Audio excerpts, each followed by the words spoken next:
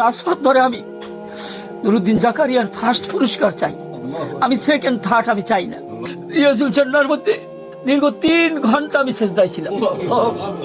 3 ঘন্টা আমি জাকারিয়াকে প্রতিদিন আমি 17 ঘন্টাই কোরআনের পিছনে মেহনত করতে দেখেছি, প্রতিদিন 17 ঘন্টা। প্রথম রাউন্ড যেদিন হয় ওই দিন আমি রোজা রেখেছিলাম, এবং ফাইনাল যেদিন হয় ওই দিনও আমি রোজা রেখেছিলাম।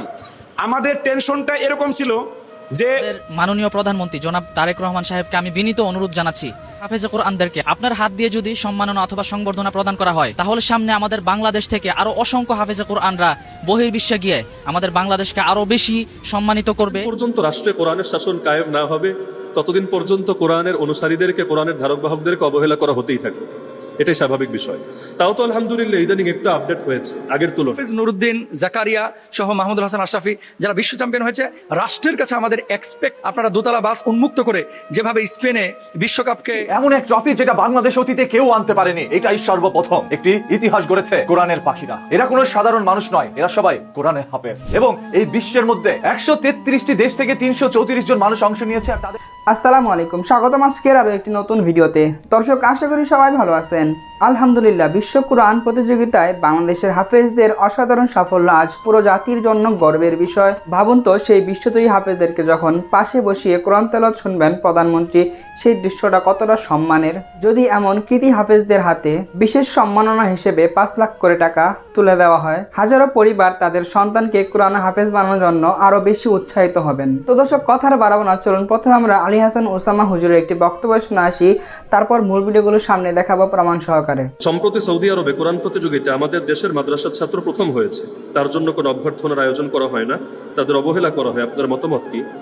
যতদিন পর্যন্ত রাষ্ট্রে কোরআনের শাসন কায়েম না হবে ততদিন পর্যন্ত কোরআনের অনুসারীদেরকে, কোরআনের ধারক বাহকদেরকে অবহেলা করা হতেই থাকবে, এটাই স্বাভাবিক বিষয়। তাও তো আলহামদুলিল্লাহ ইদানিং একটু আপডেট হয়েছে আগের তুলনায়। মাঝে মাঝে দেখা যায় টুকটাক রাষ্ট্রীয়ভাবে না হলেও ব্যক্তিগতভাবে কেউ কেউ তাদের একটু সম্মান জানায়, অভ্যর্থনা জানায়। সম্প্রতি যে ছেলেটা 1 নম্বর হয়েছে তাকে সম্ভবত 1.5 লক্ষ রিয়াল উপহার দেওয়া হয়েছে, মানে বাংলাদেশের টাকায় বিশাল অ্যামাউন্ট। তাহলে সেই দেশে এত বড় সম্মান পাচ্ছে, আর বাংলাদেশে এটা কোনো মিডিয়াই আসে না। প্রথম আলো, ডেইলি স্টার, বড় বড় মিডিয়া অথবা টেলিভিশন চ্যানেল এগুলোতে আসে না। কিন্তু ওই কোথায় কে জুয়া খেলে, কোথায় কে ফুটবল খেলে, কোথায় কে গান গায়, এগুলো ঠিকই আসে। এগুলো হলো আমাদের দেশের একটা সমস্যা, কারণ ক্ষমতায় সেকুলাররা আছে, এজন্য ওরা নষ্টামিটাকেই প্রমোট করে। যদি ইসলামপন্থীরা ক্ষমতায় থাকতো, কোরআনপন্থীরা ক্ষমতায় থাকতো, তাহলে অবশ্যই কোরআনের হাফেজদেরকেও তারা যথাযথভাবে মূল্যায়ন করতো। আমি অন্তত আশাবাদী, যখন ইনশাআল্লাহ এদেশেও কোরআনের শাসন হবে, অবশ্যই হাফেজে কোরআনদেরকে, আলেমদেরকে সম্মান করা হবে। তাও তো হাফেজরা টুকটাক সম্মান পায়, যারা আন্তর্জাতিক প্রতিযোগিতায় বিজয়ী হয় টুকটাক সম্মান পায়, আলেমরা ওইটাও পায় না।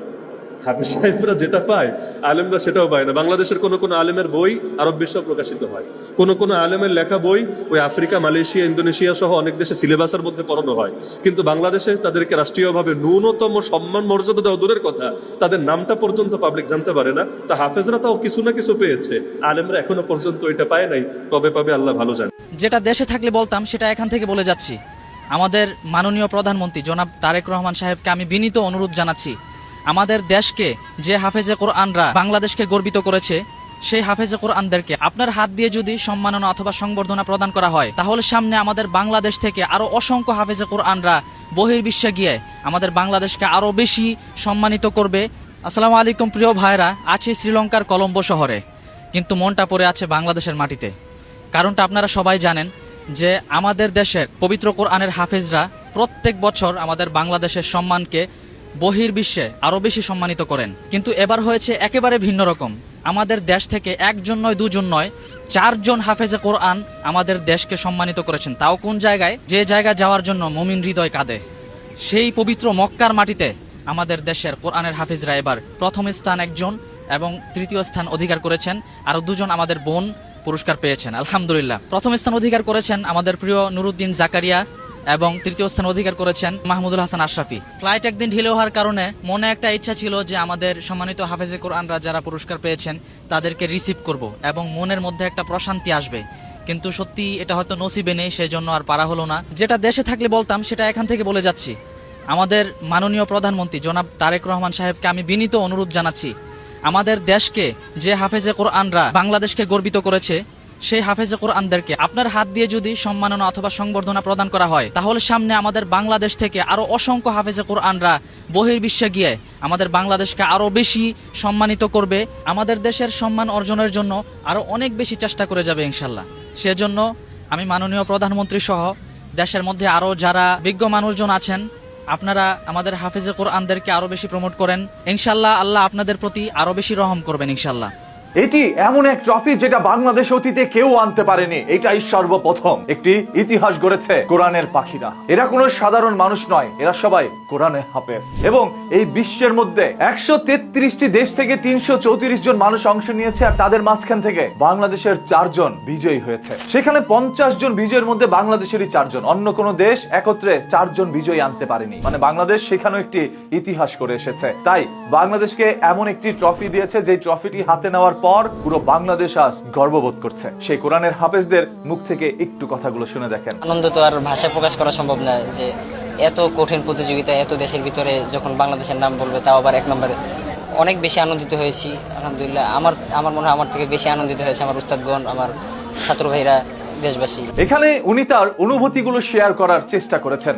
এছাড়া বাংলাদেশের বড় বড় আলেম মাওলানা সবাই একত্রে হয়ে তাদেরকে সাধুবাদ শুভেচ্ছা জানিয়েছে। আমাদের বাংলাদেশে কোনোদিন আমরা ফুটবল খেলে বিশ্বকাপ আনতে পারিনি বা বিশ্বকাপে অংশগ্রহণও করতে পারিনি। আমাদের বাংলাদেশ ক্রিকেট এত ভালো খেলার পরেও কোনোদিন বিশ্বকাপ অর্জন করতে পারেনি। আর সেখানে বাংলাদেশের কোরআনের পাখিরা আজ পুরো বিশ্বকে আঙুল দিয়ে দেখিয়ে দিয়েছে বাংলাদেশের মধ্যেও কোরআনের পাখি রয়েছে, যাদের কোরআন তেলাওয়াত শুনলে পুরো বিশ্ব মেতে ওঠে, যাদের সেই মধুর কণ্ঠগুলো শোনার পর অনেকেই আকর্ষিত হয়েছে। সৌদির এমপি থেকে মন্ত্রী অনেকেই তাদেরকে নিজ হাতে মেডেল পরিয়ে দিয়েছে, পুরস্কার দিয়েছে, এমন অর্থ দিয়েছে যা দিয়ে আরো 100 বছর হয়তোবা তারা চলতেও পারবে। গতকাল থেকে সোশ্যাল মিডিয়ার মধ্যে হয়তোবা আপনার চোখের সামনে এমন কিছু ভিডিও ঘোরাঘুরি করছিল, যেখানে আপনারা দেখছেন কিছু সংখ্যক হুজুরদেরকে বাসের ছাদের উপরে নিয়ে কোথাও বরণ করে নিচ্ছে। কিন্তু সম্পূর্ণ ঘটনা অনেকেই জানেন না। 134টি দেশ এই কোরআন প্রতিযোগিতায় অংশগ্রহণ করেছিল, যেখানে 334 জন শিক্ষার্থী ছিল। এর মাঝখান থেকে বিজয়ী ঘোষণা করা হয় 50 জনকে, যাদের মধ্যে বাংলাদেশের 4 জন। আবার সেই 4 জনের একজন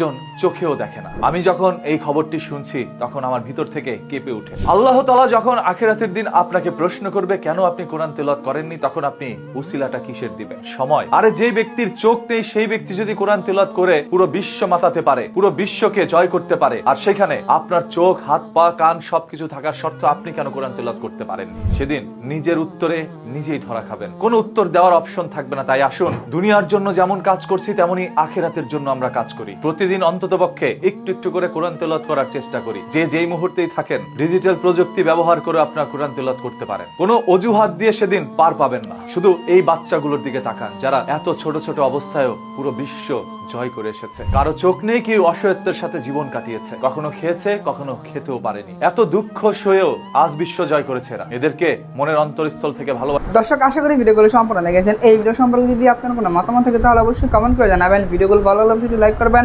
দেখা হচ্ছে পরবর্তী কোনো ভিডিওতে। সেই পর্যন্ত সবাই ভালো থাকবেন, সুস্থ থাকবেন। আল্লাহ হাফেজ।